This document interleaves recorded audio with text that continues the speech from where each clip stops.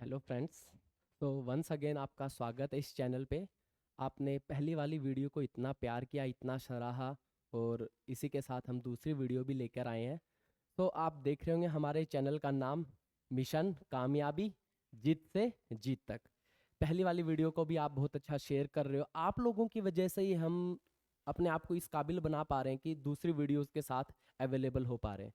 और कोशिश करेंगे डे आफ्टर डे की डेली की एक रूटीन की वीडियो हो, एक के साथ फिर 2 वीडियोस पर आए, 3 वीडियोस पर आए, और अपने इस एक जो कार्य है इसको आगे बढ़ाते रहें। लेकिन इसके लिए क्या है कि आप लोगों ने जो सपोर्ट दिया है, बस ये सपोर्ट आगे तक बढ़ता रहे, आप लोग साथ चलते रहें। So welcome to this channel again. और काफ़ी बार होता है कि बच्चे पूछते हैं कि सर हम किसी एग्ज़ाम में फेल हो गए या फिर हम किसी एग्ज़ाम में हार गए। देखो, टू बी वेरी ट्रू, इंसान ज़िंदगी में कभी नहीं हारता, सिर्फ एक बार हारता है। इंसान अपनी लाइफ में कभी नहीं हारता। ठीक है, इंसान किसी एग्जाम में ट्राई कर सकता है, किसी भी मैच में ट्राई कर सकता है, स्पोर्ट्स के अंदर ट्राई कर सकता है। जिंदगी ऊपर वाले ने दी है, इसके अंदर हमने या तो हम सीखेंगे या फिर हम जीतेंगे। किसी ने पहले के टाइम में कहावत कही थी कि इन दिस वर्ल्ड इधर वी विल लर्न और वी विल विन, या तो हम सीखेंगे या फिर हम जीतेंगे। इंसान लाइफ में सिर्फ एक बार हारेगा, वो दिन जिस दिन उसके प्राण यहाँ से चले जाएंगे। देखो, मैं तो एक बार कहता हूँ कि ऊपर वाले ने जो भी आपको दिया, जैसा भी दिया, उसको दोनों हाथों से कबूल कर लो कि जो भी है, अच्छा है बुरा है, जो भी है ऊपर वाले की मर्जी से। हमेशा खुश रहो। जिंदगी एक छोटी सी है, चलती जाएगी, खत्म होती जाएगी। मैं तो हमेशा अपने बच्चों को यही कहता हूँ कि ना खुद से ना खुदा से ना कभी कोई शिकायत थी, ना कभी होगी। अच्छा वक्त बुरा वक्त हमेशा चलता रहेगा।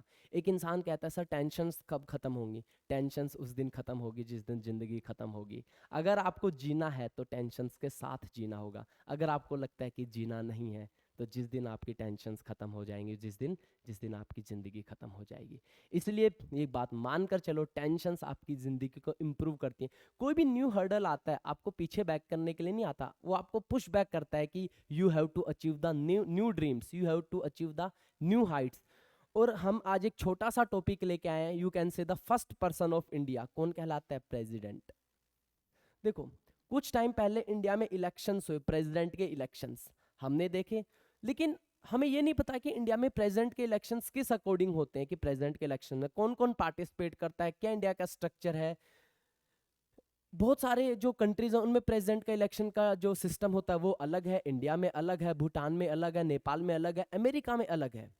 तो इन्हीं सारी चीज़ों को, बेसिक चीज़ों को, कि प्रेसिडेंट इंडिया का फर्स्ट पर्सन होता है, स्टिल वी डोंट नो कि इंडिया में प्रेसिडेंट का इलेक्शन कैसे होता है, कि कैसे इंडिया में प्रेसिडेंट या राष्ट्रपति जी का चुनाव होता है।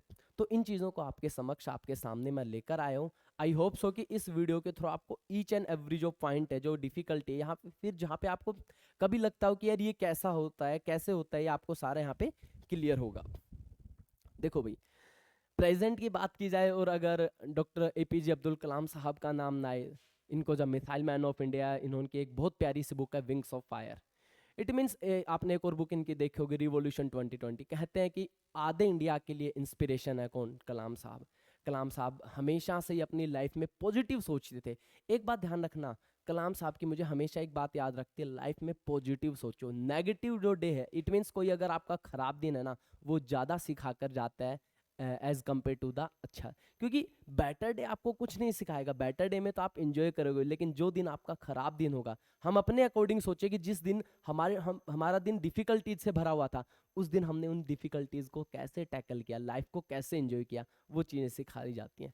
कलाम साहब ने कहा था कि failure will never overtake me if my determination to succeed is strong enough. उन्होंने कहा था कि फेलियर, असफलता, मुझे कभी भी काबू या फिर मेरे ऊपर हावी नहीं हो सकती इफ माई डिटर्मिनेशन, अगर मेरा दृढ़ निश्चय, इट मीन्स अगर मेरा दृढ़ निश्चय, मेरी विल पावर अगर स्ट्रॉन्ग है, नो बडी कैन डिफीट मी। तो यही जुनून, यही जज्बा हमें रखना है, इसी जज्बे के साथ कि जिद से जीत तक, हमें जिद है कि हमें जीत तक जाना है। और इसी इरादे के साथ हम इस चैनल पे आए कि आपके सामने सारी वीडियो, सारे one of the best concept आपके सामने पेश कर सकें।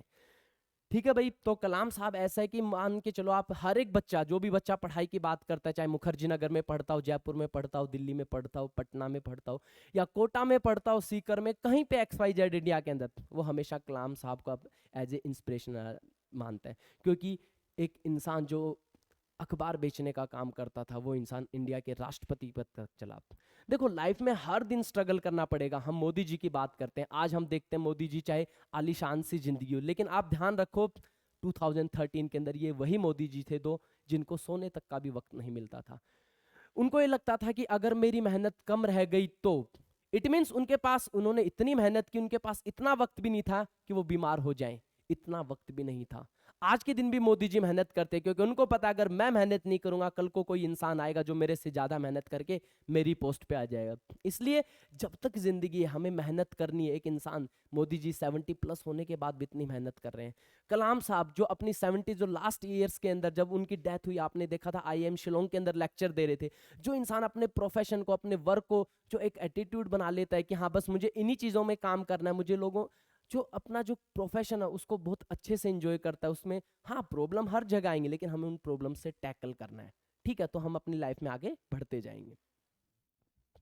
तो आज हम बात करेंगे इंडियन प्रेसिडेंट की, कि इंडिया का जो प्रेसिडेंट होता है उसको फर्स्ट पर्सन भी कहते हैं। क्या कहते हैं भाई? First person. First person. देखो इंडिया में दो टाइप का स्ट्रक्चर है प्रेसिडेंट के लिए। देखो पूरे वर्ल्ड में क्या होता है, गवर्नमेंट एक तो होता है presidential form of government, presidential form. एक होता है parliamentary form of government. India में क्या है? Parliamentary form of government. It means सरकार कौन चलाएगा? सरकार पार्लियामेंट चलाएगी। इंडिया में जो हेड है, जो हेड है किसका? कंट्री का, वो तो प्रेसिडेंट साहब है। लेकिन जो हेड है किसके?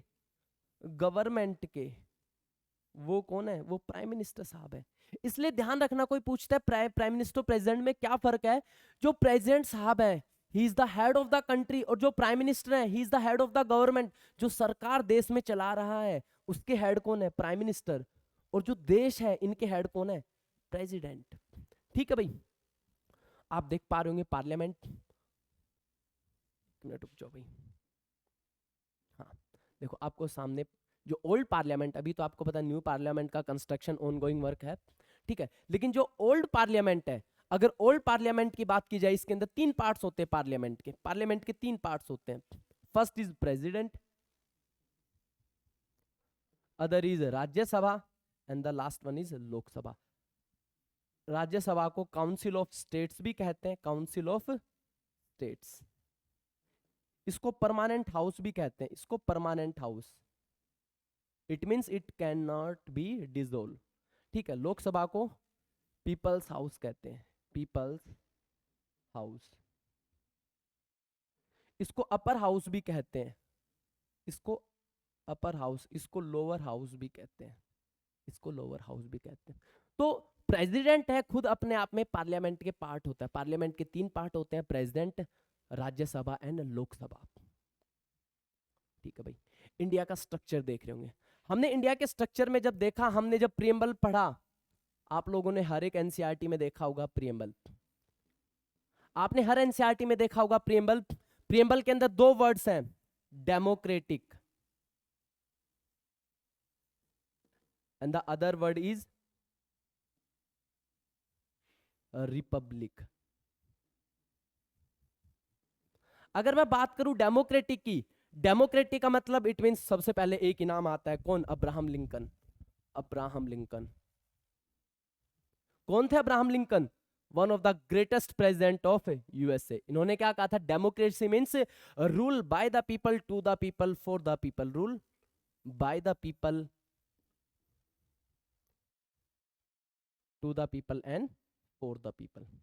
रिपब्लिक, इस वर्ड का मतलब बहुत कम बच्चों को पता होता है। रिपब्लिक का मतलब होता है कि the head of the country, the head of the country is elected representative, elected representative.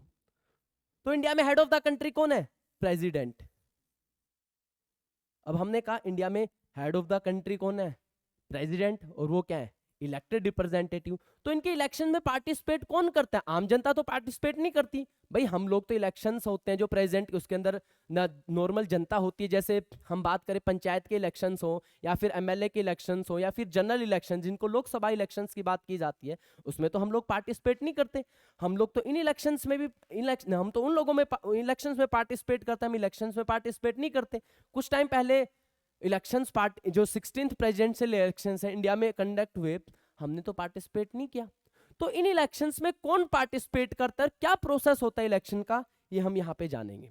ठीक है, आप देख पा रहे होंगे दो इंपॉर्टेंट कैंडिडेट्स थे एनडीए की तरफ से, नेशनल डेमोक्रेटिक अलायंस, एनडीए की तरफ से नेशनल डेमोक्रेटिक अलायंस।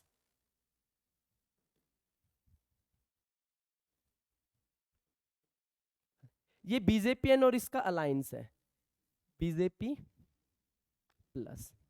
इनकी तरफ से द्रौपदी मुर्मू जी जो अभी हमारी 15th प्रेसिडेंट भी हैं।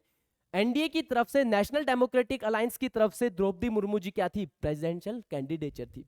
वहीं यूपीए, यूनाइटेड प्रोग्रेसिव अलायंस,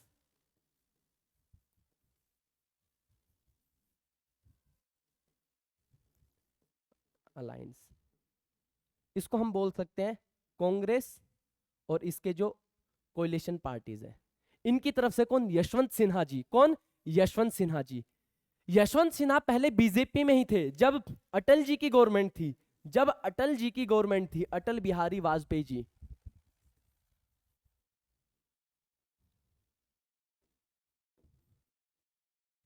जब अटल बिहारी वाजपेयी जी की गवर्नमेंट थी, then he was the central और you can say the cabinet minister of India. ये इंडिया के फाइनेंस मिनिस्टर भी रहे हुए, इंडिया के डिफरेंट जो कैबिनेट मिनिस्टर्स के अंदर डिफरेंट पोस्ट के ऊपर रहे हुए। लेकिन बाद में इन्होंने अपने जो पॉलिटिकल इश्यूज थे जो एनडीए के साथ नहीं मिल पाए, इन्होंने अपनी पार्टी चेंज कर ली थी। ठीक है भाई, तो दो कैंडिडेट्स थे अब की बार इलेक्शंस के अंदर। फर्स्ट इज द्रौपदी मुर्मू जी जो एनडीए की कैंडिडेट थी, एंड अदर इज यूपीए की तरफ से यशवंत सिन्हा जी। ठीक है भाई, आगे देखते हैं। देखो, अगर आप यहाँ पे फोटो देख पा रहे होंगे यहाँ पे, तो यहाँ पे हमारे चीफ जस्टिस एनवी रामाना जी, एनवी रामाना, 48th सीजेआई। अभी देखो हाल ही में सीजीआई चेंज हो गए, इट मींस चेंज हो जाएंगे। जो 49th सीजीआई है, 49th सीजीआई इंडिया के कौन बनने वाले हैं? उमेश उदित जी, यूयू जी, उमेश उदित ललित पूरा नाम है इनका, UU Lalit. 49th chief justice of India बनने वाले। अब देखो आपको सामने दिख रहा होगा द्रौपदी मुर्मू जी हैं जो 15th प्रेसिडेंट है, वो ओथ ले रही हैं। तो पीछे जो सामने लोग बैठे हैं यहाँ पे, chief justice of India, ex president India के रामनाथ कोविंद जी, एक्स जो हमारे वाइस प्रेसिडेंट है वेंकैया नायडू जी, और इधर ओम बिरला जी जो स्पीकर ऑफ लोकसभा हैं। तो आपको सारे जो मेन मेन डिग्निटीज हैं वो आपको एक ही फ्रेम के अंदर दिखाई दे रहे हैं। एक और चीज, अब आप कहोगे कि भाई यहाँ पे चीफ जस्टिस ऑफ इंडिया क्या कर रहे हैं? जो ओथ होती है, जो ओथ होती है प्रेसिडेंट को, वो कौन दिलाता है? Chief justice of India, chief justice of India. ध्यान रखना, बहुत बार पूछा हुआ क्वेश्चन है कि चीफ जस्टिस ऑफ इंडिया नहीं, जो प्रेसिडेंट है उनको ओथ कौन दिलाता है? Chief justice of India. देखो भाई आगे की तरफ आप देख पा रहे होंगे ये सेम फोटो आफ्टर ओथ। जो अपनी द्रौपदी मुर्मू जी है प्राइम मिनिस्टर प्रेसिडेंट है इंडिया की, वो सभी जो भी वहां पे उस ओथ सेरेमनी में आए थे सबका थैंक यू वगैरह कर रही हैं। अब देखो, अब हम पढ़ेंगे एलिजिबिलिटी। एलिजिबिलिटी कि भाई कौन एलिजिबल होता है इन इलेक्शंस के अंदर, इन इलेक्शंस के अंदर कौन एलिजिबल होता है? इट मींस सबसे पहले प्रेसिडेंट के लिए एलिजिबिलिटी क्या है कि भाई कौन इंसान प्रेसिडेंट बन सकता है? ऐसे तो हर इंसान प्रेसिडेंट के इलेक्शंस के लिए खड़ा हो जाएगा। प्रेसिडेंट का इलेक्शन के खड़े होने के लिए कैंडिडेचर के लिए आपको बहुत सारी यू कैन से कि काफी डिफिकल्ट क्वालिफिकेशंस होती हैं लास्ट में, एज ए आपका कि भाई कैंडिडेचर अप्रूव हो जाए इलेक्शन कमीशन के द्वारा। हम पढ़ते हैं क्यों बहुत कम कैंडिडेट्स होते हैं as a candidature of president. देखो पहला पर्सन, फर्स्ट है ही और she should be the citizen of India. ठीक है भाई, अमेरिका में अलग सिस्टम है, अमेरिका में सिटीजन के साथ साथ born in America as well, born in America as well. India में क्या है, इंडिया में just as a citizen of India, लेकिन वहां क्या है भाई, citizen of America as well as born in America. दूसरा है has completed the age of 35 years, it means 35 years completed हो जानी चाहिए, 35 ईयर्स कंप्लीटेड हो जानी चाहिए, then a person can be eligible for the second point. ठीक है भाई। अब देखो उसके बाद third, he should qualify election as the member of the house of the people. अभी मैंने बताया हाउस ऑफ द पीपल है, पीपल्स हाउस का मतलब लोकसभा। इट मीन्स लोकसभा के मेंबर बनने के लिए वो क्या हो, एलिजिबल हो। He should be the eligible to being elected as the member of Lok Sabha. जो लोअर हाउस है उसके मेंबर इलेक्ट होने के लिए वो एलिजिबल हो। उसके बाद ये है सबसे इंपॉर्टेंट इंफॉर्मेशन, ये सबसे इंपॉर्टेंट इंफॉर्मेशन है। इसके बाद वाली है वो एक और इंपॉर्टेंट इंफॉर्मेशन है। A person shall not be eligible for elections present if he hold any office of profit under the government of India. अगर कोई भी इंसान पहले ही किसी सरकारी पद पर है तो उसको प्रेसिडेंट बनने के लिए अपने उस पद को त्यागना पड़ेगा। सेंट्रल गवर्नमेंट के अंदर, स्टेट गवर्नमेंट के अंदर, या फिर पब्लिक अथॉरिटी के अंदर, ये सारी पोस्ट क्या कहलाती है, profit of, post of profit. तो कोई भी इंसान अगर इन पोस्ट पे ऑलरेडी है वो eligible, first he has to quit that post. Next देखो जो बहुत इंपॉर्टेंट एलिजिबिलिटी है, ये एलिजिबिलिटी है जो नंबर ऑफ कैंडिडेट्स, सिर्फ जिसकी वजह से नंबर ऑफ कैंडिडेट्स प्रेसिडेंट के इलेक्शंस में 2 या 3 रह पाते हैं। एक candidate for president must be 35 years and qualified as a member of Lok Sabha और the house of the people. Furthermore, the president candidate must have to the formal support of at least 50 proposers. It means अगर आप president के लिए जो पहले 3-4 qualifications आपने fulfil कर ली, उसके बाद आपका नाम कि भाई ये इंसान एक्स इंसान प्रेसिडेंट बनना चाहता है, उस नाम को 50 प्रपोजर्स होने चाहिए, उस नाम को 50 लोग आगे बढ़ाएं, प्लस 50 सेकेंडर्स, 50 सेकेंडर्स। और ये कहां से होने चाहिए, ये दोनों पार्लियामेंट से होने चाहिए, सारे 100 के 100 पार्लियामेंट से। इट मींस अगर कोई इंसान प्रेसिडेंट के इलेक्शन के लिए खड़ा होना चाहता है, उसके पास एटलीस्ट 100 एमपीज, क्योंकि पार्लियामेंट में कौन बैठते हैं, मेंबर ऑफ पार्लियामेंट, तो एटलीस्ट 100 एमपीज का सपोर्ट होगा जब वो प्रेसिडेंट के इलेक्शन के लिए उसका कैंडिडेचर एक्सेप्ट होता है। इसलिए आप जान सकते हो कि प्रेसिडेंट के इलेक्शन का कैंडिडेचर क्यों बड़ा डिफिकल्ट होता है। इसलिए या तो जो रूलिंग पार्टी है या फिर मेजर अपोजिशन पार्टी या फिर उनकी कोलिशन पार्टी है, उन्हीं लोगों के मेंबर्स होते हैं यहाँ पे, क्योंकि इस एलिजिबिलिटी को फुलफिल करना बहुत ही डिफिकल्ट है। इस एलिजिबिलिटी को कंप्लीट करना, फुलफिल करना बहुत ही डिफिकल्ट है। नेक्स्ट देखो, अब कौन कौन लोग पार्टिसिपेट करते हैं, कौन कौन लोग पार्टिसिपेट करते हैं, इस चीज को हम आगे डिस्कस करते हैं। देखो भाई, मैं आपको 2 पार्ट में समझा रहा हूं। अब एक मैंने बताया यहां पे स्टेट के कुछ लोग होंगे जो पार्टिसिपेट करेंगे, एक है सेंटर, एक है सेंटर। अब स्टेट की बात की जाए, स्टेट में कौन कौन लोग पार्टिसिपेट कर सकते हैं, स्टेट से 28 स्टेट्स हैं अभी। यहां के एमएलए, यहां के एमएलए, कौन से एमएलए इलेक्टेड, कौन से एमएलए इलेक्टेड, प्लस 2 यूटीज, क्योंकि 2 यूटीज में क्या है, लेजिस्लेटिव असेंबली, कहां कहां, दिल्ली प्लस पुडुचेरी। तो इन 2 यूटीज के एमएलए और प्लस 28 स्टेट्स के एमएलए, ये लोग पार्टिसिपेट कर सकते हैं किसमें, प्रेसिडेंट के इलेक्शंस के अंदर। अब 6 स्टेट्स हैं जहां पे एमएलसी भी है, 6 स्टेट्स। कौन कौन सी 6 स्टेट्स है जहां पे एमएलसी हैं, बिहार, मेंबर ऑफ, जहां पे लेजिस्लेटिव काउंसिल है, लेजिस्लेटिव काउंसिल के जो मेंबर्स होते हो एमएलसी कहलाते हैं, member of legislative council. Bihar, UP, Telangana, Andhra Pradesh, Karnataka and last is Maharashtra. अब 6 ऐसी स्टेट्स भी हैं जहां पे लेजिस्लेटिव काउंसिल है, जैसे लेजिस्लेटिव असेंबली तो हर एक स्टेट में होती है, यहीं के मेंबर है, ये भी यहीं के मेंबर है, लेकिन लेजिस्लेटिव काउंसिल 6 स्टेट्स में, अब इन लोगों को पार्टिसिपेट नहीं करने दिया जाता। क्यों? क्योंकि अदर स्टेट्स हैं वो कह देंगे हमारे साथ एक फेयर पॉलिसी नहीं हुई। भाई 6 स्टेट्स हैं, अगर या तो हर एक स्टेट के अंदर एमएलसी हो तब तो ये इक्वली हो जाए कि हर एक स्टेट के एमएलए भी हैं उनके एमएलसी भी हैं। इसलिए जिन 6 स्टेट्स में एमएलसी है उनके, जिनके अंदर लेजिस्लेटिव काउंसिल है, उनके एमएलसीज को इंक्लूड नहीं किया जाता। इट मींस जो 28 स्टेट के एमएलएज और 2 यूटीज हैं, दिल्ली और पुडुचेरी के जो एमएलएज हैं वही पार्टिसिपेट करते हैं। अब सुनो, अब जो वोट की वैल्यू होती है, वोट की वैल्यू वो डिफरेंट होती है हर एक स्टेट के एमएलए की। कैसे काउंट होती है? सुनो, टोटल पॉपुलेशन अपॉन में नंबर ऑफ एमएलएज इनटू में 1/1000। अब सुनो, हरियाणा का एग्जांपल लेते हैं कि हरियाणा के एक एमपी है, एमएलए है, उसकी वोट की वैल्यू क्या होगी? हरियाणा की पॉपुलेशन नियरली 2.5 करोड़ है, divide by number of MLA 90 है, और 1/1000, 30 से 3000 और ये गया लगभग 272 के आसपास।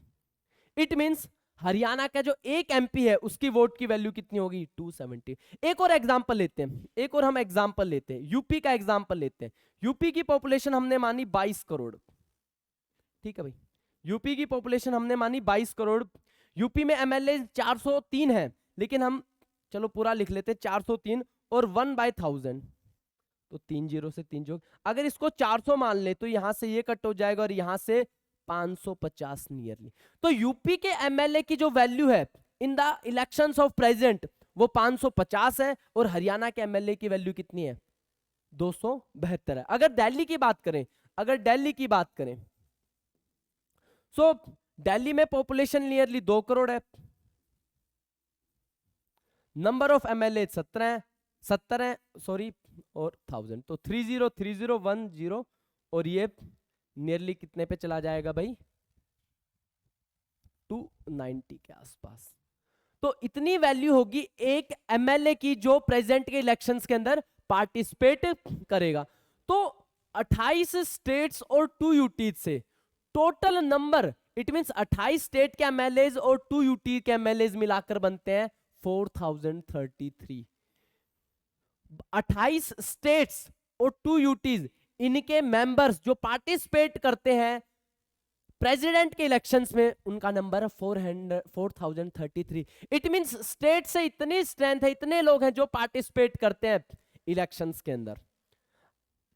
अब देखो, अब हम सेंटर की बात करेंगे। सेंटर में 2 हाउस है, लोकसभा और दूसरा है राज्यसभा। लोकसभा की स्ट्रेंथ आपको पता है 545 और राज्यसभा की स्ट्रेंथ 245।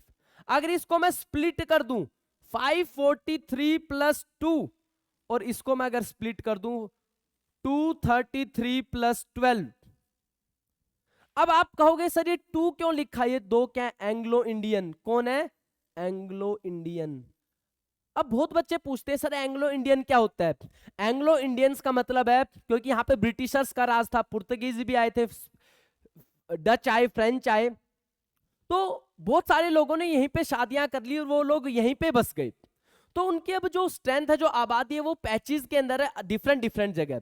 तो उनको एक रिस्पेक्टेबल कि उनका भी रिप्रेजेंटेशन हो हमारी कंट्री के अंदर, वो लोग भी कंट्री को रिप्रेजेंट करें। तो प्रेसिडेंट साहब 2 एंग्लो इंडियंस को अपॉइंट कर सकते हैं। कहां पे? लोकसभा के अंदर। 543 तो क्या है? इलेक्टेड। 543 तो क्या है? इलेक्टेड। और अगर राज्यसभा की बात की जाए 233 तो क्या है? इलेक्टेड, और 12 क्या है? नॉमिनेटेड। 12 नॉमिनेटेड। किसके द्वारा नॉमिनेटेड? प्रेसिडेंट। तो अब यहां पे क्योंकि प्रेसिडेंट ने नॉमिनेट किया है, हमारे इंडिया के अंदर डेमोक्रेसी है, डेमोक्रेसी का मतलब है फ्री एंड फेयर इलेक्शंस। तो ये 12 लोग जो नॉमिनेट हैं और ये 2 लोग जो नॉमिनेट हैं ये पार्टिसिपेट नहीं करते। तो सेंटर से कितने लोग पार्टिसिपेट करते हैं? 776। इतने एमपीज हैं जो प्रेसिडेंट के इलेक्शन में पार्टिसिपेट कर सकते थे। देखो मैंने अभी आपको यहां पे करवाया 433 एमएलएज हैं, 28 स्टेट्स और 2 यूटीज को मिला के इनकी जो वोट की टोटल वैल्यू, मैंने बताया कि भाई हरियाणा का जो एमएलए उसकी वोट की वैल्यू 272 है, यूपी का जो एमएलए उसकी वोट की वैल्यू 550 है, दिल्ली का जो एमएलए उसकी वोट की वैल्यू 290 है। तो सारे एमएलए उनकी वोट की वैल्यू मिला दी जाए तो स्टेट से जो वैल्यू आती है 5,43,221, इतनी वैल्यू आती है। इट मींस इतने वोट काउंट होते हैं स्टेट से प्रेसिडेंट के इलेक्शन के लिए। सेम वैल्यू दी गई है सेंटर को भी। सेम वैल्यू किसको दी गई है? सेंटर को भी। कितनी? 5,43,221। और ये वैल्यू डिवाइड की गई है number of MPs who are eligible 776। अगर इसको मैं डिवाइड कर तो नियरली 700 आता है। इट मींस इंडिया में जो हर एक एमपी है, मेंबर ऑफ पार्लियामेंट है, उनकी वोट की वैल्यू कितनी होगी? 700 होगी in the elections of president. अभी इंडिया में 16th प्रेसिडेंशियल इलेक्शंस हुए, 16th प्रेसिडेंशियल इलेक्शंस, और 15th प्रेसिडेंट चुना गया है। अब काफी बार बच्चे कंफ्यूज हो जाते हैं कि सर 16th प्रेसिडेंशियल इलेक्शंस, भाई राजेंद्र प्रसाद जी 2 बार इलेक्ट हुए थे। इट मींस इंडिया में 16th टाइम है कि प्रेसिडेंट के इलेक्शंस हुए हैं और जो प्रेसिडेंट चुना गया है वो 15th प्रेसिडेंट चुना गया। इट मींस एक इंसान 2 बार चुना गया था। कौन थे? डॉक्टर राजेंद्र प्रसाद। तो 15th प्रेसिडेंट कौन है? द्रौपदी मुर्मू जी। द्रौपदी मुर्मू जी जो कहां से आती हैं? ओडिशा से। ओडिशा की संथाल ट्राइब से। संथाल ट्राइब। देखो अगर द्रौपदी मुर्मू जी की बात की जाए, थोड़ा सा हम पीछे चलते हैं, थोड़ा सा उनके बारे में डिस्कशन कर लेते हैं। देखो अगर द्रौपदी मुर्मू जी की बात की जाए, ये ओडिशा से आती है, ओडिशा की संथाल ट्राइब से। आपने काफी बार एनसीईआरटी में नाम सुना होगा। Santhal tribe is 3rd largest tribe of India. 3rd largest tribe. तो इंडिया की 1st लार्जेस्ट ट्राइब है भील, सॉरी, हाँ, Bhil and second Gond. Bhil and Gond, शायद फर्स्ट ये है, सेकंड ये। Bhil and Gond 1st largest, 2nd largest, 3rd largest tribe है संथाल।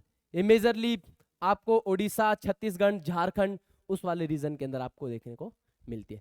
इससे पहले ये झारखंड की गवर्नर थी। इससे पहले झारखंड की गवर्नर थी।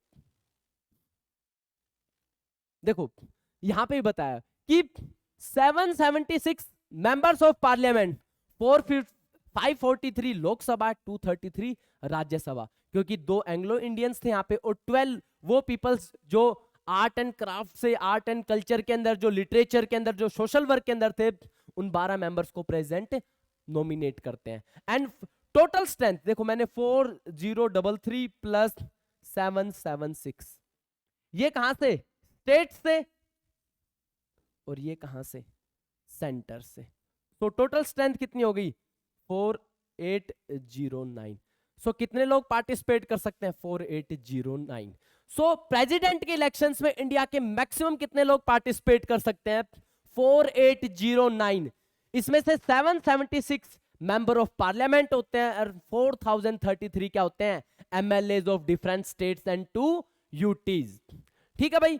देखो इलेक्ट्रोल जो वैल्यू होती है मैंने आपको बताया कि 5,400,221 और वहां पे होती है कि 5,43,221, इधर 5,43,210। तो इसको ऐड कर देंगे 1086 एंड 431, नियरली इतनी। So number of people who vote, वो तो इतनी है 4809, 4809 people can vote for the electoral college of president, लेकिन उनकी वोट की वैल्यू डिफरेंट होती है 10,86,431।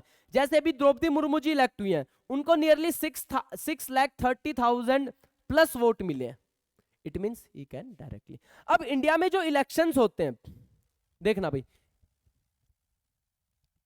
इंडिया में जो इलेक्शंस होते हैं, इंडिया में जो प्रेसिडेंट के इलेक्शंस होते हैं वो पीआर सिस्टम पे होते हैं। पीआर का मतलब होता है प्रोपोर्शनल रिप्रेजेंटेशन। अब काफी लोग कंफ्यूजन होते हैं भाई पीआर सिस्टम क्या होता है।